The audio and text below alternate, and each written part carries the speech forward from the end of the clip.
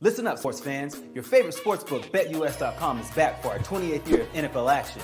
With the industry's biggest sign-up bonus of up to 200%, BetUS offers our members the opportunity to cash in on all your favorite sports, including NFL, NBA, MLB, and more. We've also got hundreds of new casino games, including the coolest new European slots, and our live dealers are waiting for you at the table. Sign up at BetUS.com today to get into the action. BetUS, where the game begins.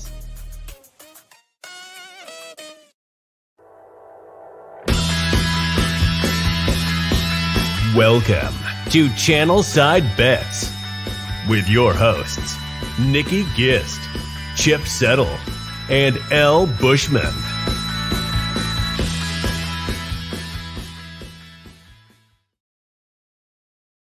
Hello and welcome. Happy Sunday. It is another episode of Channelside Bets. It's time to cast those checks and place those bets. It is our show.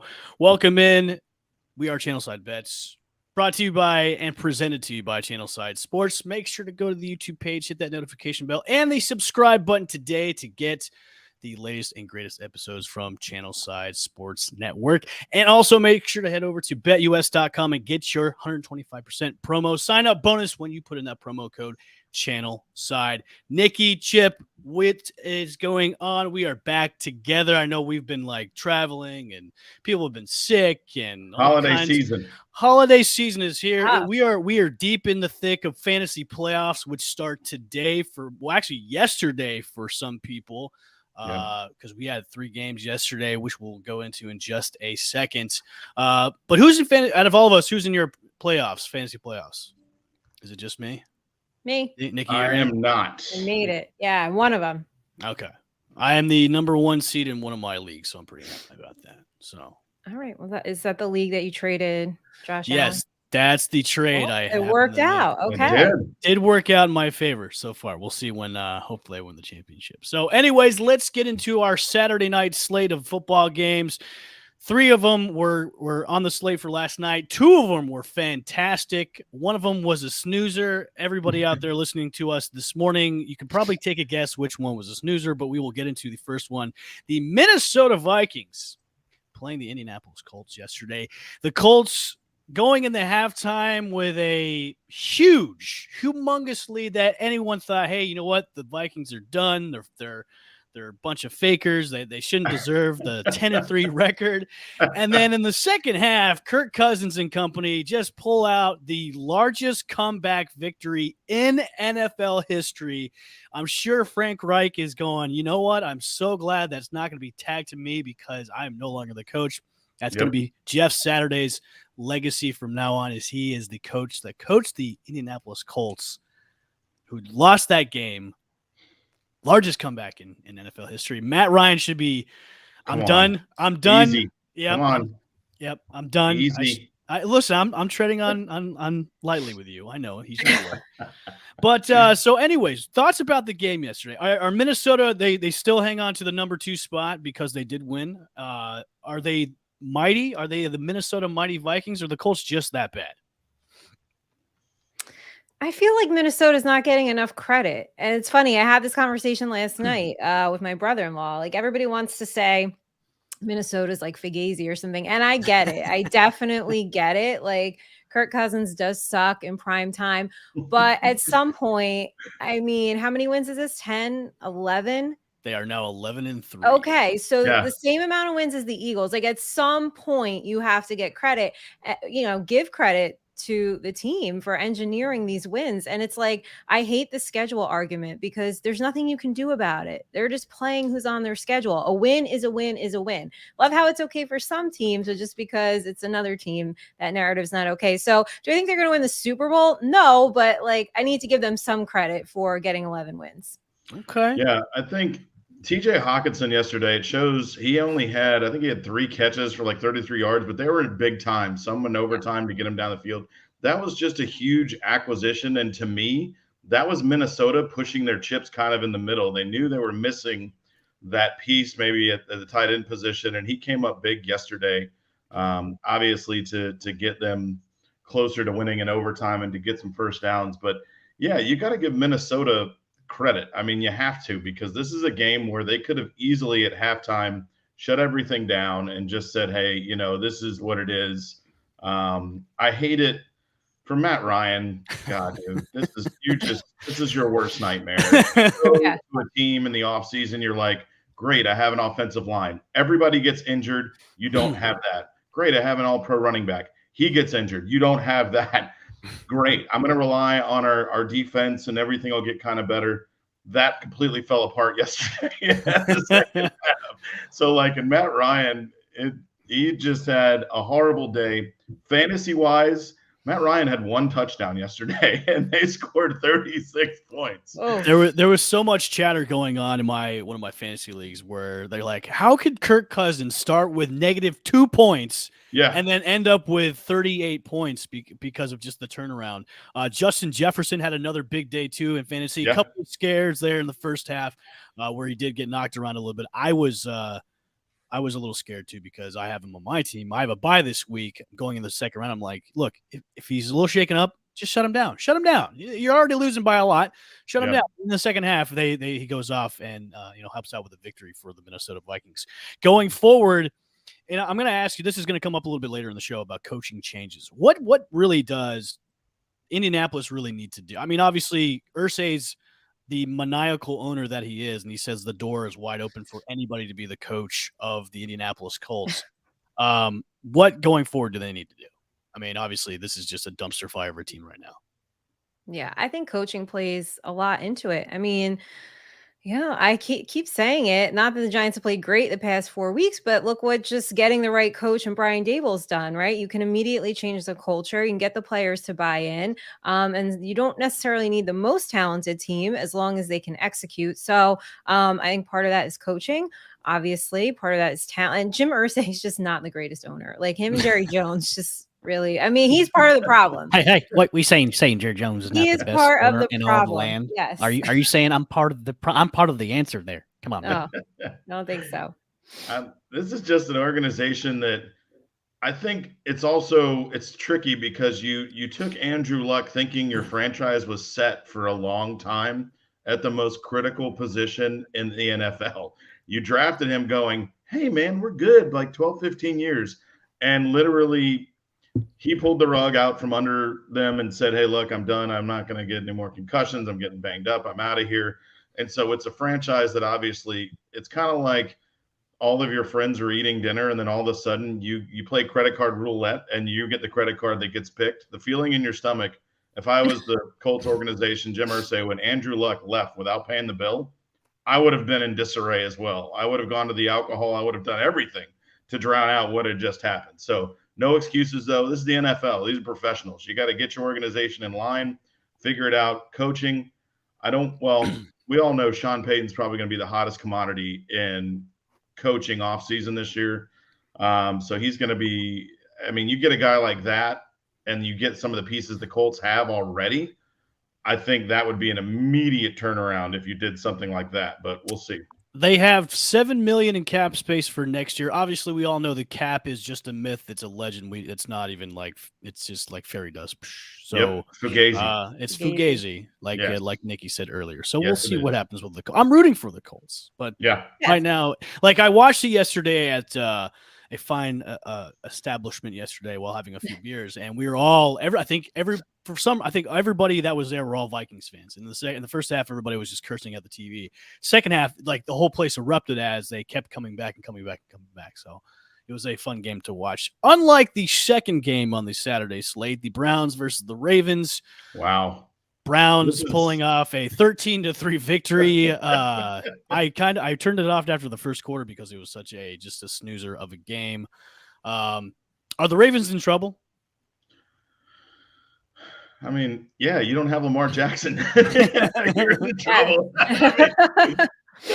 Huntley, and Nikki and I talked about this last week. I think Huntley really is a serviceable backup, but you can't have a guy just get thrown into the mix and really expect him to be Lamar Jackson. It's just not going to work. So, Huntley did his best what he can. It was serviceable. J.K. Dobbins had a great game, over 100 yards. So, you're missing Lamar Jackson. So, yeah.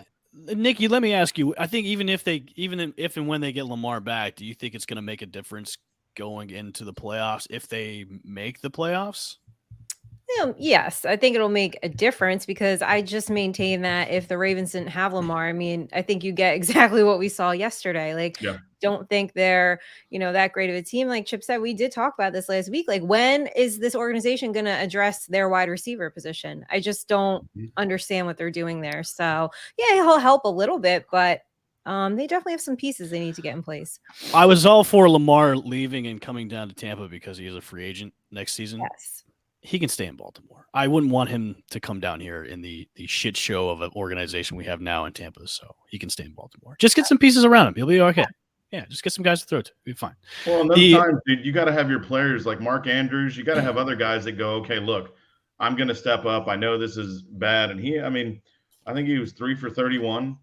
Which is not, you can't, if you're missing your best player, the players around you have to step up and have to get better. And they don't have an identity without him. And that's kind of what Nikki alluded to. You need more pieces around everybody to get that offense going if he's not there.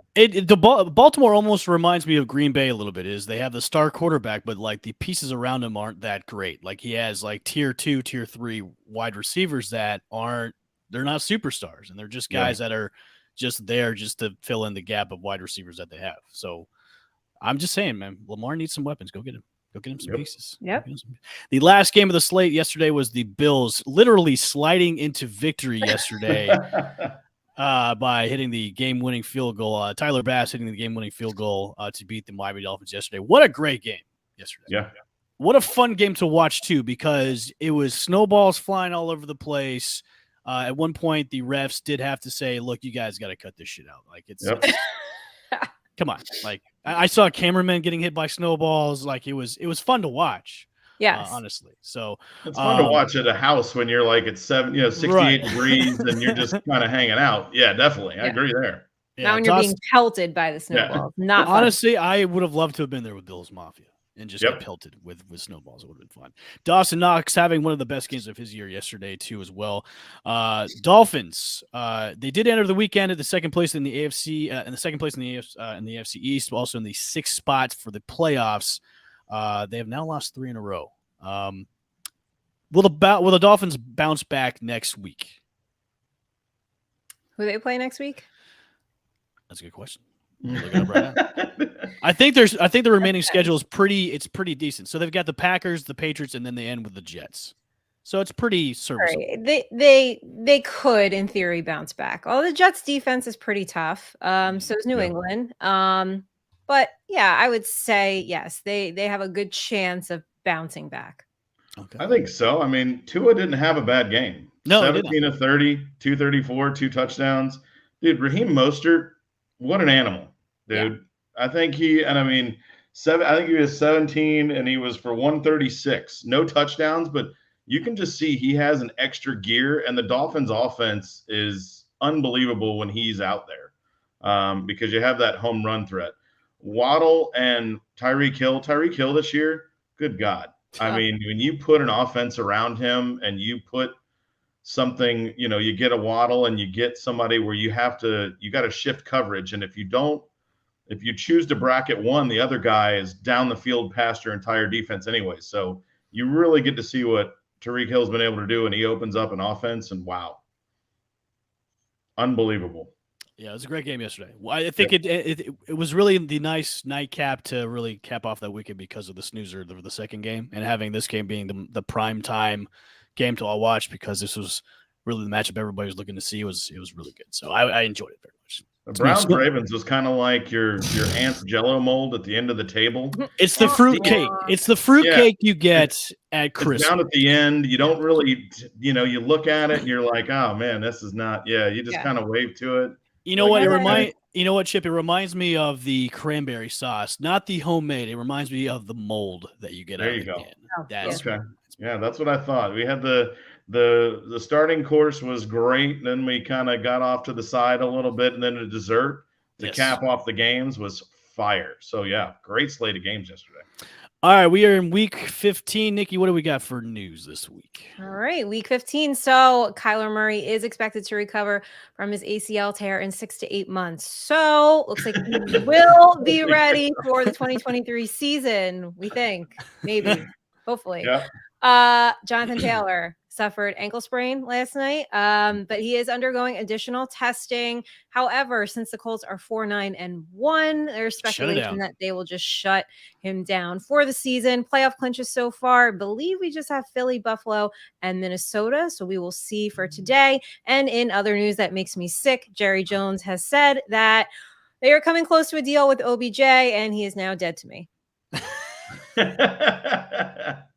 I thought the other day he was like, look, I'd rather just wait until next year. I know. Now all of a sudden, Jerry Jones is like, look, we've almost got a deal in place. I don't understand the Cowboys. I don't. What do you do? You have CeeDee Lamb. You've got offense. I mean, I just don't. Where is your benefit for doing? Like, I don't see it.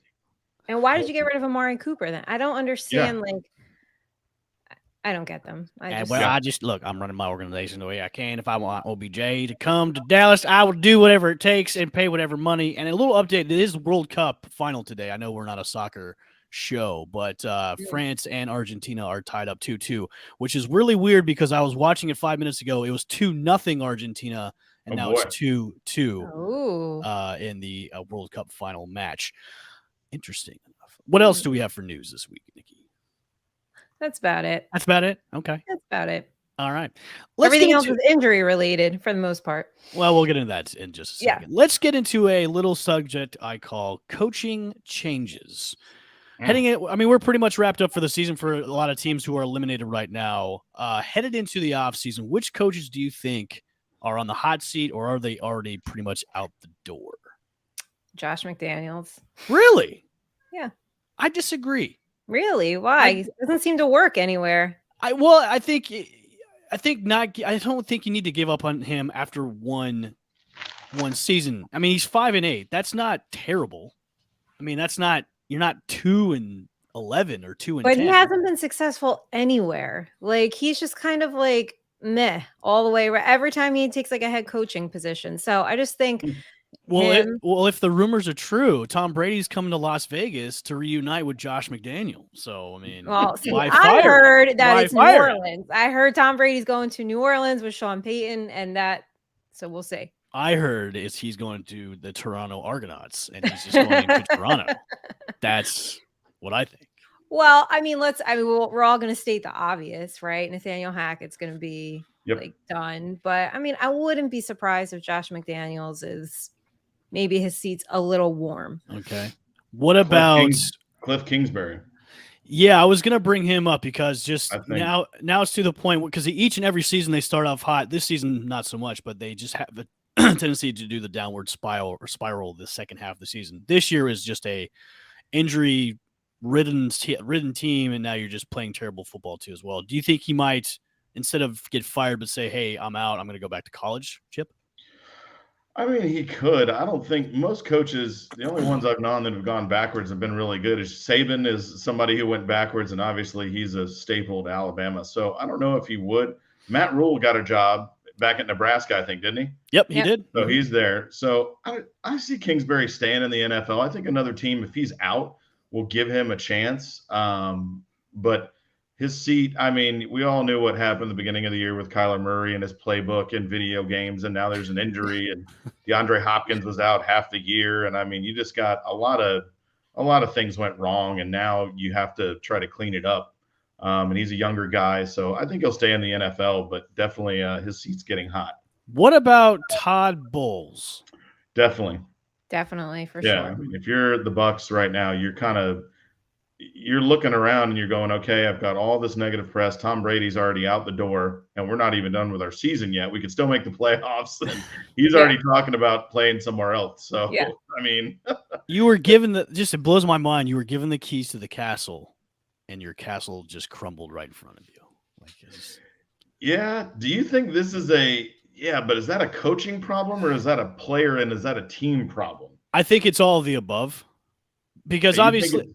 I think it's all of the above because you have so many outliers with injuries. I mean, this team was just yeah, riddled with injuries, but also Jensen too going down, and I mean, yeah, you got to cut. Yeah, you Yeah. got changes. Yeah, you had changes in the offensive line. You have guys going to other teams. You had guys retire. Jensen going down, and then I think it's the level of playing too with your players. But if you're the head coach, you should be able to adapt and be able to pump your players up. It just seems each and every week there's no really a good answer for him. And that's why I think a lot of Bucs fans had a lot of frustration is it's like you show no emotion about what you need to fix because each and every week you're not fixing it. And I think that has to go along with Byron Leftwich too, because I think he's out the door as well, is the play calling is just vanilla.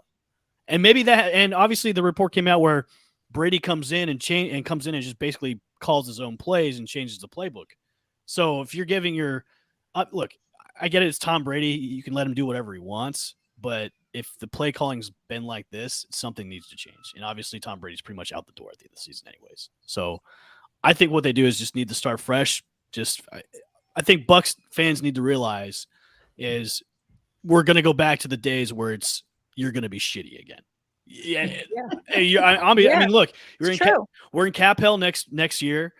We're obviously going to get a high draft pick, but we're in cap hell. A lot of these guys had 1-year deals, so you're going to have a lot of people walk away too as well. Quarterback wise, we have Kyle Trask and Blaine Gabbert. Yay. So what are you going to do? Unless you're going to keep Bulls to maybe have one more year of, hey, maybe we can fix this, you're in trouble. So, and obviously the NFC South is just a mess anyway. So I just want to see at the end of this year, now, if Tom Brady does leave, it is going to be an exodus, I think, like we have never seen. You've got wide receivers that were franchised. You've got Godwin. You've got Evans. You've got I mean, most of your offense is probably going to be gone. Well, the only guy that's going to be there is pretty much Evans because he's still on he's still on a multi-year contract. Like Godwin signed a 1-year deal. Fournette's pretty much out. He's a free agent after this season too. So I mean, you're right. Your whole it's going to be a mass exodus, and it's going to be really, really bad. So you're saying just embrace the suck. I have. There you go. As a Bucs fan, I'm so thankful for Tom Brady bringing us a Super Bowl, but I'm back to I am embracing the suck again. So I'm okay with that. Hey, I've been there for the past 10 years. You're familiar with it. I'm familiar with this feeling. All right. Chip, what do we got for injury reports? Who do we have that is on the injury block for today? We're getting close to noontime. All right. So we're going to go with ruled out as of right now. You've got Dameon Pierce, Nico Collins, both for Houston. They're both out today. You have Chase Claypool, Mike White out for the Jets. You're going to get Zach back in the pocket. So here he comes. Look out. Brandon Cooks for Houston is also out. Corey Davis, Jets receiver, gone. Cortland Sutton, Damian Harris, Russell Wilson, thank God. Devontae Parker, Kendall Hilton, Treylon Burks, and Hayden Hurst all out. We knew Lamar Jackson was going to be out as well because he didn't play. Right now, game time decisions, big one. Jacksonville, Trevor Lawrence still looking at a game time decision. Don't know if he's going to play. 2 tight ends for New Orleans, Juwan Johnson, Adam Troutman, Julio Jones, Daniel Bellinger, and Aaron Jones are all guys that you need to check out for. Guys leaning towards playing right now. You have DJ Moore, Kadarius Toney, Josh Jacobs, Ramondre Stevenson, Marquise Brown, Jacoby Myers, T. Higgins, and Tyler Boyd, both trending towards playing. Evan, I got to tell you, buddy, the Bucs, you got 3 wide receivers that are all banged up for Cincinnati. And even though they are the hottest team, I know that we'll get into the spread and things, but I honestly think this is one of these times where Tom Brady and the Buccaneers could have a team meeting before the game and say, look, we're playing the hottest team in football. 3 wide receivers are all banged up. Let's do this one for the GOAT. What do you think? No? Wow. Okay. I think we're past that. So there's no ounce of fire left in the players, right? I don't think there is. I think it's just really? I just look at watching the press conferences after the games, and let's get into it right now. Our performances from last week. Obviously, Chip, you're kind of excluded because the Falcons were off last week. Well, actually, I was so excited that Ritter was starting. I thought he was going to play last week. Oh, yes, really? That's true. On the show with Nikki. I was so excited. I went, Yes, we can do the. Oh no. No, Yeah, no. he does start this week, so you can be Yes. excited again. So yeah, so let's get into it. Our performances from last week. So yeah, the Bucks got destroyed by the 49ers. So far the Bucks have been beaten by Mitch Trubisky, an XFL quarterback, Yes. Mr. Irrelevant, Yes. and a couple other people too.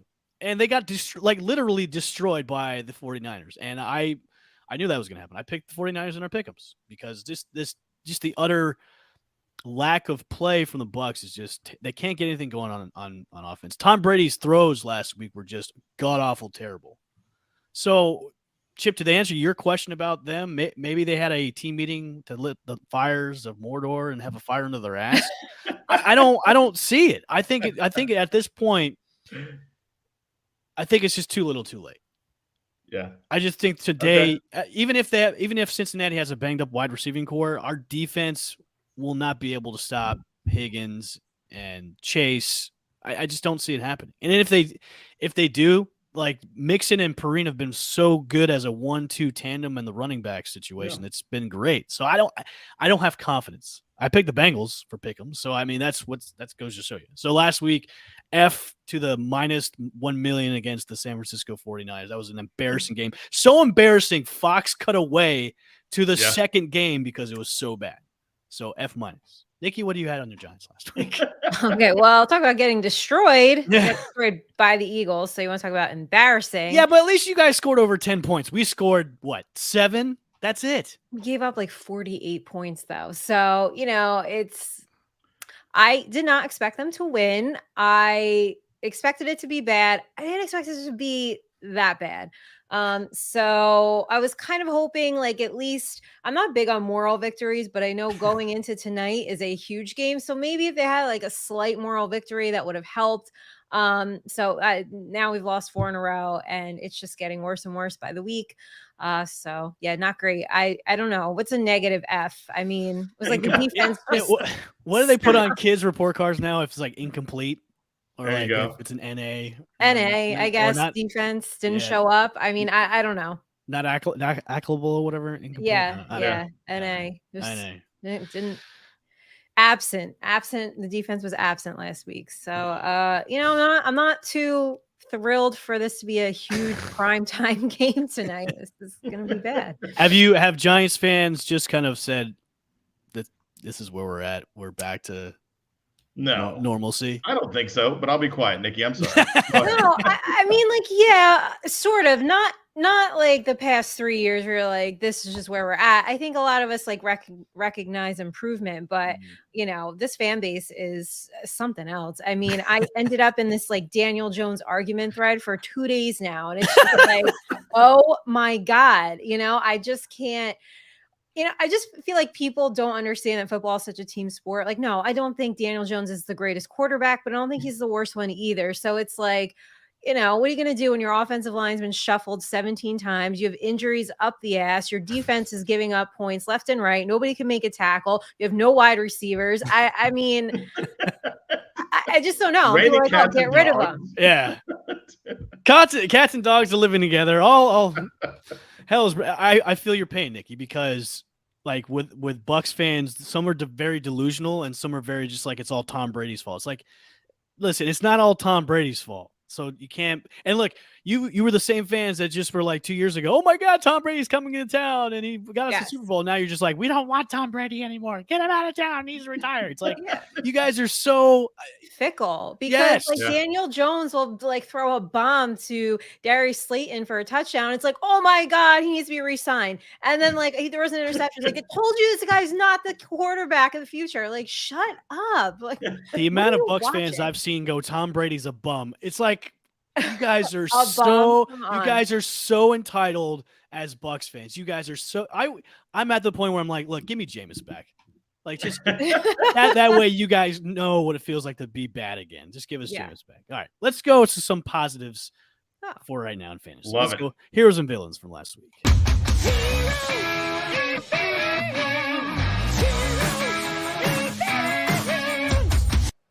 All right, heroes and villains from last week for week 14. I have a few heroes. Like I have little to none villains, so I'll go with you two your heroes from last week? My heroes. Devonta Smith. Ooh. Unfortunately, came against the Giants. So that is like the tough part about fantasy. Yes. Got 22 points. And of course, my staples, Joe Burrow, Jamar Chase combo that got me into the playoffs. So appreciate that. All right. Dude, heroes. Kirk Cousins lit it up last night, which was fantastic, but also last week put up 27 points, which was great. And also, dude, my dog, CMC, put him on whatever team you want. I don't care. Trade him, do whatever. He's gonna perform. He comes out, does it every week, week in, week out. So he's my rock star.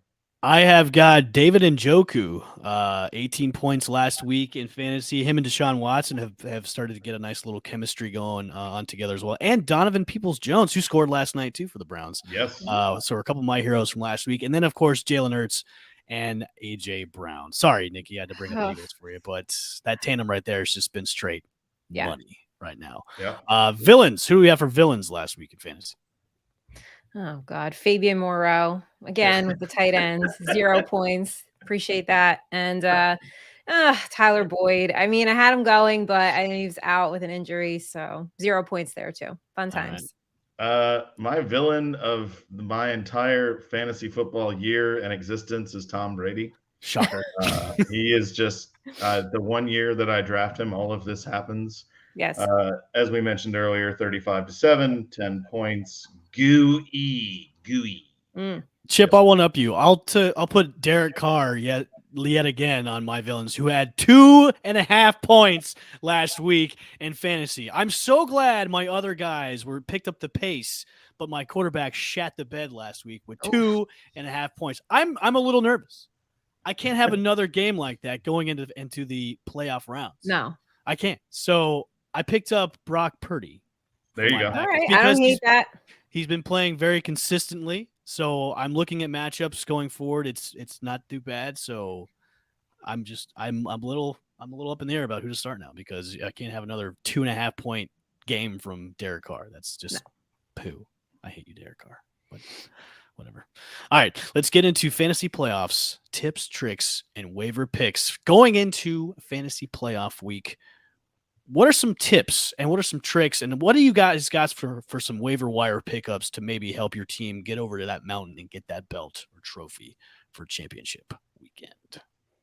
So Zay Jones, I think if you could pick him up, he's rostered in like 54% of the league. So I know he's had like a couple stinkers kind of sprinkled in there, but he does average his last 3 games 21 points. So I mean, I know that's like feels a little boom or bust ish, especially going into the playoffs. But if you can get a guy off waiver wire who's going to get you like 20 to 22 points, I mean, that's pretty good. And like my tip is always just that you don't ever win your league just in your draft, right? It's all about waiver wire management.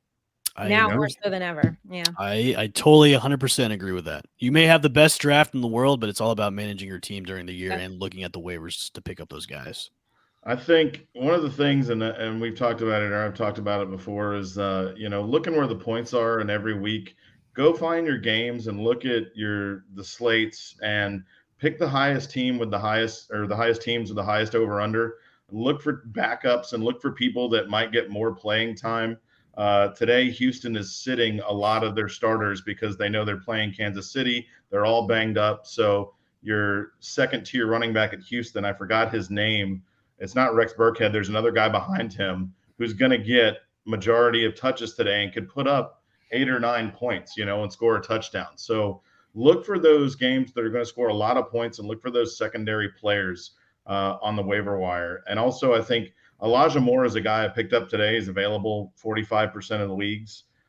Even though Zach Wilson's coming back today, he's a guy that I think led the team in targets last week with 10. So he was out, and I grabbed him today. But yeah, look at targets when you're out there. That's a stat ESPN will show in our league. And so you see a guy that the over-under is really high and he's getting a lot of targets, even though he's a second tier, a backup. Maybe you take a long shot, see if you can, get him into your roster if you need to fill a spot. So that's a good segue too, Chip, because I was going to say, if you haven't picked him up already, he's only, I think, rostered in 73% of all leagues. Zonovan Knight, or Bam Knight, from the New York Jets, who is really as the top back now. And since Zach Wilson is behind center, which this is pretty much a make it or break it game for him. Yeah. They're probably going to be handing the ball a lot to him, and he's been averaging about 5 yards per carry, and Detroit's been giving up about 4. So this could be a good game for him too as well. I did pick him up last week to storm because Dameon Pierce is hurt for Houston. He's one of my running backs as well. And then something actually I learned from you, Chip, is look at your schedules coming up for the next couple of weeks too. Look at your matchups. Look at what's going on for the next few weeks with, your matchup for your quarterbacks, for your defenses too as well, because they're going to really push you to the right way of having a championship belt is looking at those matchups, because you want to see who's the weak ones, who's the non-weak ones, who's going to be tough for the next couple of weeks going forward. So good luck, everybody. I love playoff weeks, man. It's going to be good. And that Houston running back that I picked up today is Dare. Oh, boy. Dare Ungabawale. There you go. Oh, did you practice? Well, he used to be a Buccaneer, so I had plenty of practice. Right. So I got to say, Nikki and I nailed the tight end from Tennessee last week in a bargain basement on DraftKings. If you were looking for a tight end, 3,200. And I'm not going to try his name again because it was horrible. Deware Ungabawale. There you go. We both called him. He was a bargain basement steal at 3,200. Got a touchdown in the first quarter. Yep. So anybody that listened last week, you got a great value play on DFS. All right. Yep. Before we get into our matchups and lines for today, fantasy MVPs and MTPs, which MTPs are most terrible players for fantasy this year. Who do we have for fantasy MVPs? Oh, how about a little love for, not that he's an MVP, but I just think Geno Smith performed a lot better than people thought he would. And Christian Watson, a little late in the game, but is turning into a touchdown machine. So then I'm not stating the obvious, just kind of like showing a little love to a couple other people who kind of did better, beat expectations. I think Geno's already like a shoe-in for the comeback player of the year. For Geno Smith, who's probably going to get a big deal coming in the offseason from the Seattle Seahawks. So, yeah, I totally agree. Chip, what do you got for an MVP? Buddy, CMC, dude. We talked at the beginning of the year. L. Bushman, you were like, he's done. He's fed up. Get him out the pasture. Don't ever listen to me. I think he's number 2 this year overall in points in fantasy. And he's a guy, even though he got traded, even though he's been injured, he has completed every single facet for San Francisco. He's thrown touchdowns. He's caught touchdowns. He's rushed touchdowns. He is a Superman when it comes to offense. He's in the perfect system too. Coming over to San Francisco, he's in like that perfect offense where Shanahan can use him for whatever he needs to. So Shanahan, unbelievable decision to go get him, and Lynch backing his coach and saying, look, you need this guy. We'll go get it done. And that's another team I think really as we get into the playoffs here, San Francisco is going to be a dangerous football team if they get everybody healthy and they get moving on the same page. I think also in the offseason, they have a huge conundrum for next year, because if Purdy keeps playing the way he does and leads San Francisco to either a late playoff round or even the Super Bowl, what do you do about Garoppolo and then Trey Lance, who you had Trey Lance as your starter going into the season before he got hurt? Like, what are you going to do? It's the number one problem. San Francisco has too many quarterbacks, which you don't ever hear a team going, holy crap, what do we do? Now, Purdy obviously is a guy that's just now started having some success. The NFL will eventually catch on to him, and it'll have to be talent, not just lack of information, because that's what it is right now. No one has footage on him. No one's seen him really play. They just haven't really studied him. But it's a good problem when you have a lot of quarterbacks and they all can perform day in and day out. Watch Jimmy G come to Tampa. That wouldn't surprise me. It wouldn't surprise me. Yeah, I think so. I have probably the number one receiver in fantasy, Justin Jefferson, fantasy MVP. Oh yeah, hands down. The dude's making catches that are unbelievable and just putting up just godly NFL point or fantasy points all throughout the season. So let's keep it going, Justin, because I need you for the round 2 coming up, and then he'll be going into the championship as well. Fantasy MTPs, who has been just god awful terrible this year? God, take Russell Wilson, Jonathan Taylor, yes, Tom Brady, Kyle Pitts, Tom Brady, Najee Harris, just anybody that's on the Broncos, pretty much, yes. Just that was the only thing. And like I said before, I was a really big advocate for Russell Wilson, and I really thought this would be different for him. But man, He had a great game last week until he got hurt. That was like the yeah, first game he actually looked good, and then all of a sudden he's in concussion protocol. So, yeah. all right. Fantasy MVPs and MTPs for this year. Let's get into it. Matchups and lines for this week. Our lines are courtesy of BetUSA.com. Make sure to go to BetUSA. Get your 125% sign-up bonus right now by entering the code Channelside. Let's get into it. Our first matchup this week. Whoa, I'm in the wrong week. What is going on here? Wow. Party on. man. Why do they have the 8:20 game first? All right, here we go. Our 1 o'clock first 1 o'clock Happened game to is us last week. it happened to you last week. Oh, geez. Yes, we were all out of order and out of sorts, but I It is just read all down out the of sorts. anyway. Oh Yep. my goodness. All right, let's get into it first. Chip, your Atlanta Falcons are facing the New Orleans Saints today. The Saints are coming in as a 4-point favorite where the over-under is 43.5. What do we got? Desmond Ridder is your starting quarterback I for want today to too see. as well. Yeah, I like the points here for the Falcons. I think the Saints win. I think it's probably by a field goal. So I like the points, and I'm excited. Ridder, the Falcons get a look at their future and what they got, and I think a third-round pick for him. So fingers crossed. He's not getting a full complement of players, unfortunately. He won't have Pitts, but we'll see what it looks like. So fingers crossed. Nikki, Yeah, I like Atlanta and the points here. are we taking the under or the over for this game? I feel like Young Hoku is going to have a big game today. I want to I go really do. under, I think. I think, yeah. I mean, I think I'd probably say the under. Field goals galore? Yes. Okay. All right. A matchup that's actually really intriguing. The Detroit Lions, the almost playoff hopeful Detroit Lions are facing off against the New York Jets, who are also on the bubble for the playoffs as well. Detroit's coming in as a 1-point underdog, which I'm very surprised about. The over-under is 44.5.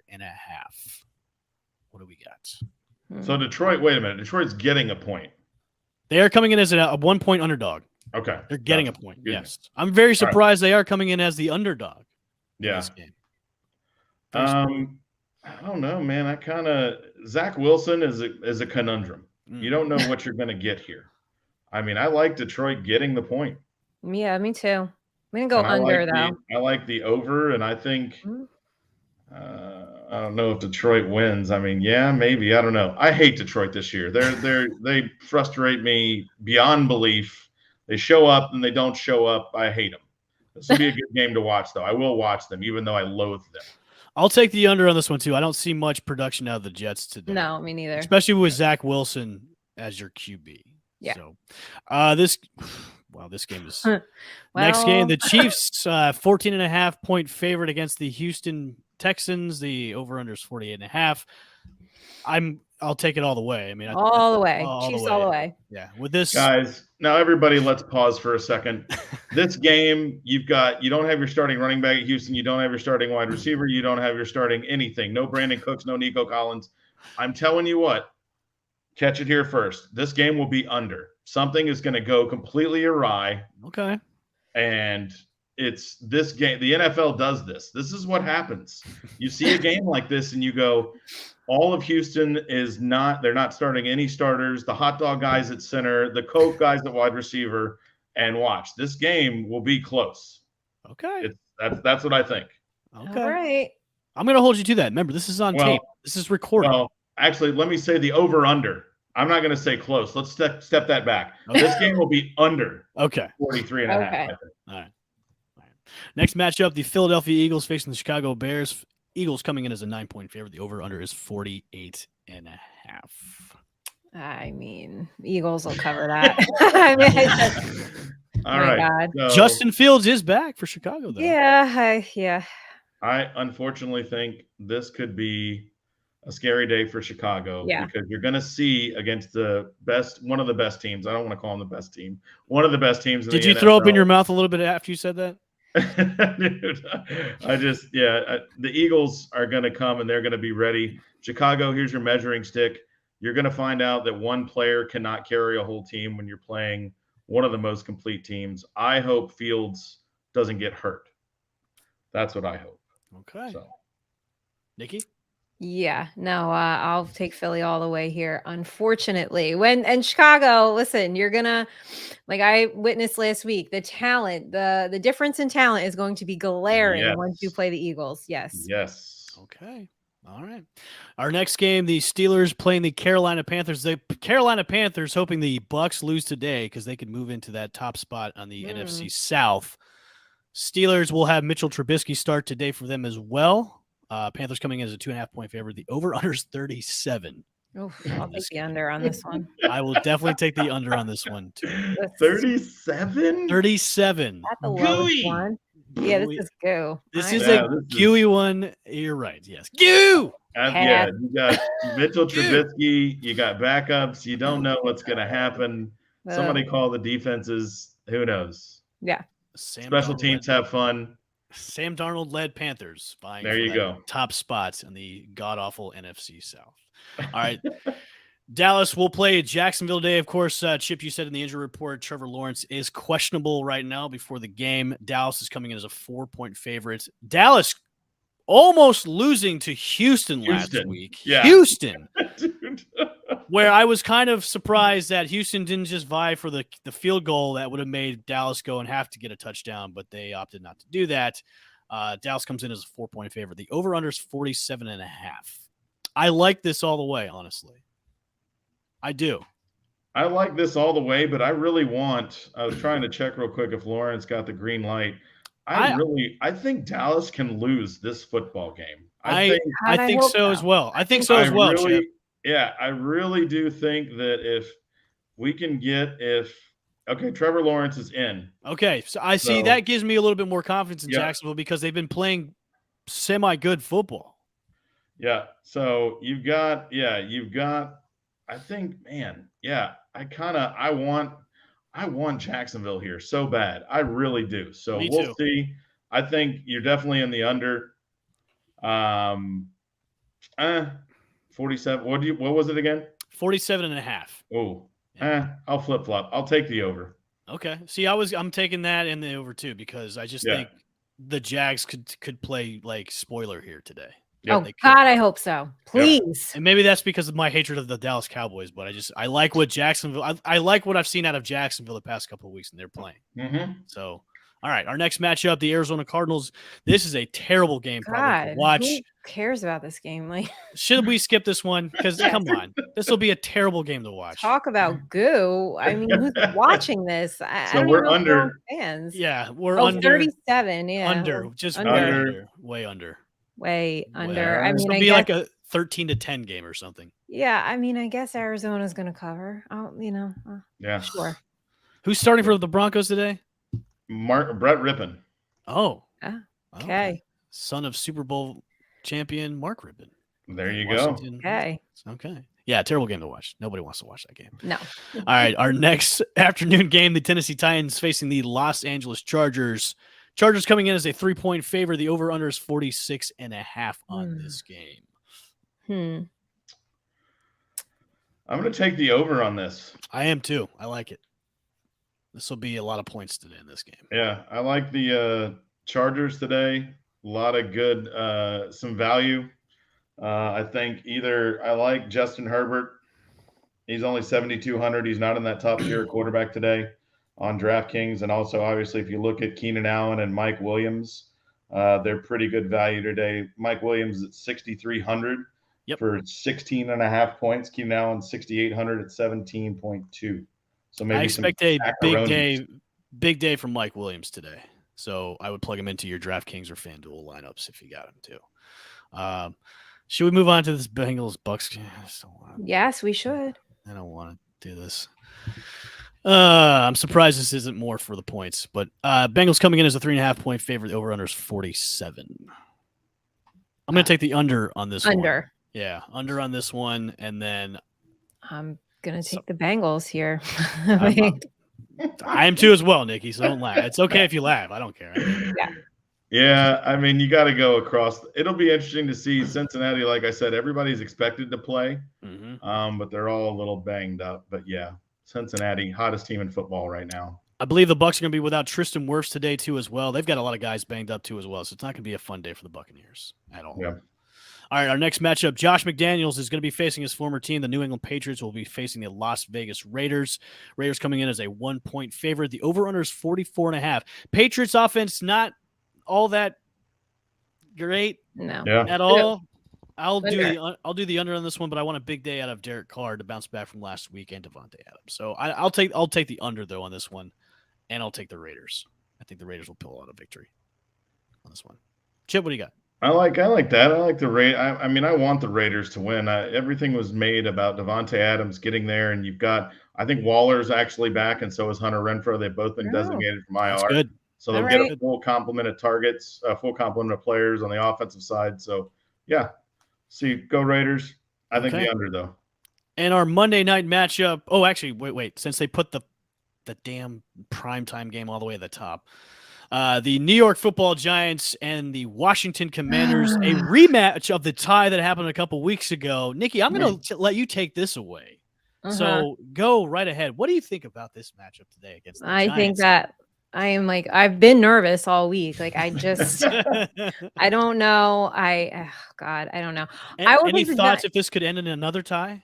No. And somebody asked me that. that on Wednesday, one of my other co-hosts, and my reaction, if you saw it on Twitter, I pinned it. I was just like, wait. And I just went off. I was like, fuck no, you got to be kidding me. Like, that's it. I'm throwing every electronic out the window. Like, it cannot possibly end in another tie. I'll take the Giants and the points on this one, but I think it's under. Okay. I'll take the under on 2. I'll take the Commanders, though, on this one. I have ridden the Giants train, Nikki, ever since I met you and ever since we started this season, and I continually will hop on and off.